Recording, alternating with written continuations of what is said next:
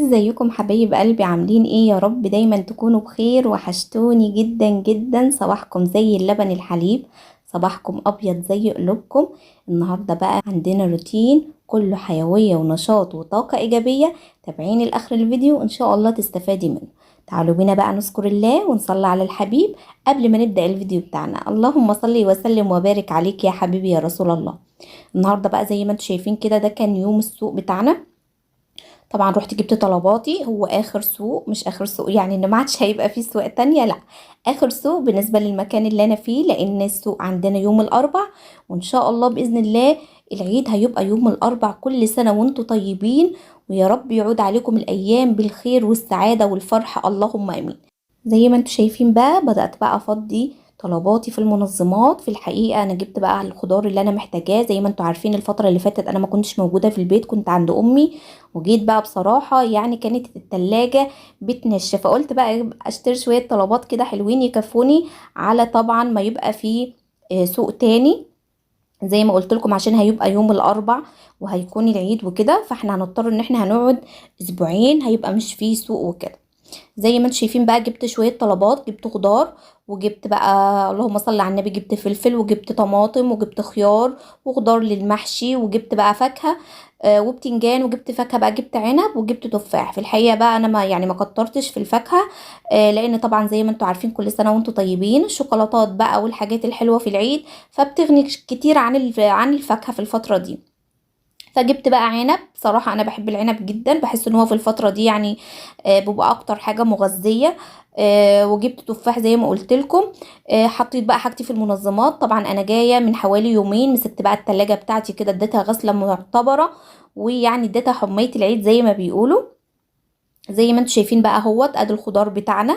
جبت خضرة للمحشي، جبت بطاطس. البطاطس بدأ سعرها يغلى، بقت ب10 جنيه، وبالكتير الكيلو وربع، يعني جايبة دي الكيلو وربع. جبت طبعا خيار كان ب12 جنيه، والبتنجان كان الكيلو وربع ب10، والطماطم كان سعرها معقول كانت ب4 جنيه، والفلفل كان ب10 جنيه. اللهم صل على النبي.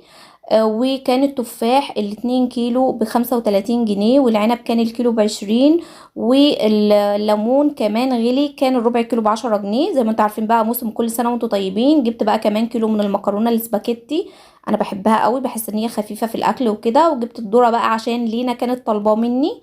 وده بقى الترمس طبعا اللي هنعمله مع بعض ان شاء الله. ده الترمس المر، انا بفضل الترمس المر يا بنات، بحبه جدا عن الترمس السكري، ودي اذواق طبعا. في ناس بتحب الترمس السكري. الترمس المر ده اللي انتي بتغيري عليه كذا يوم قبل ما بتحليه بالملح.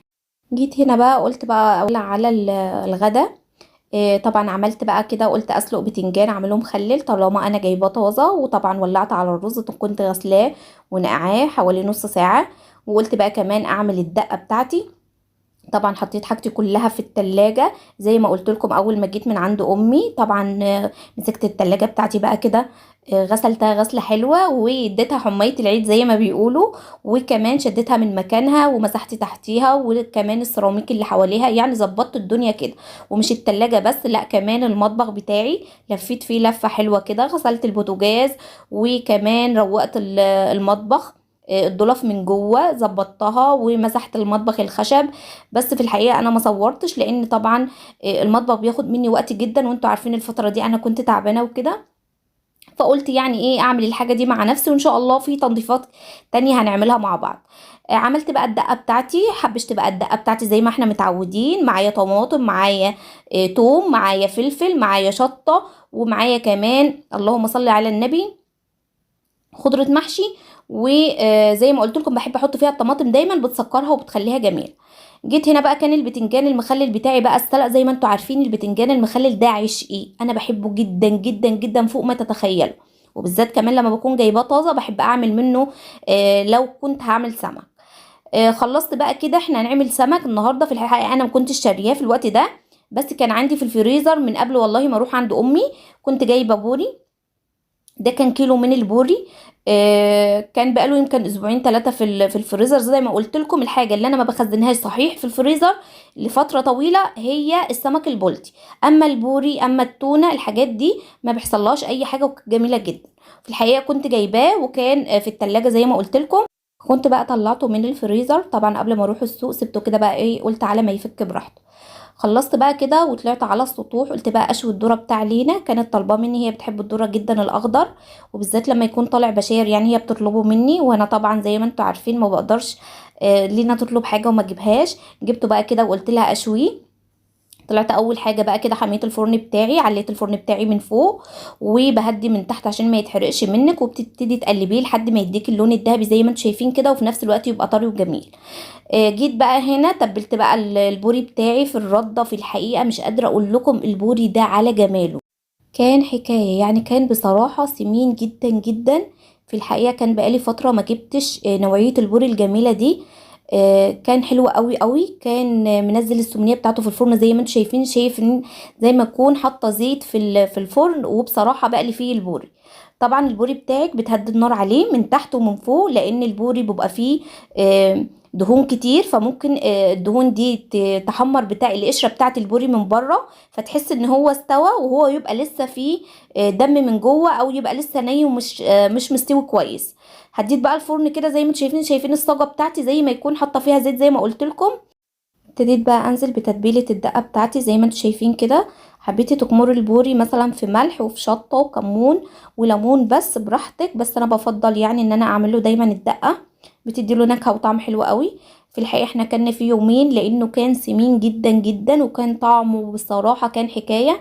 كان الرز بتاعي بقى خلاص استوى، وطبعا عملت بقى طبق السلطه بتاعي الجميل.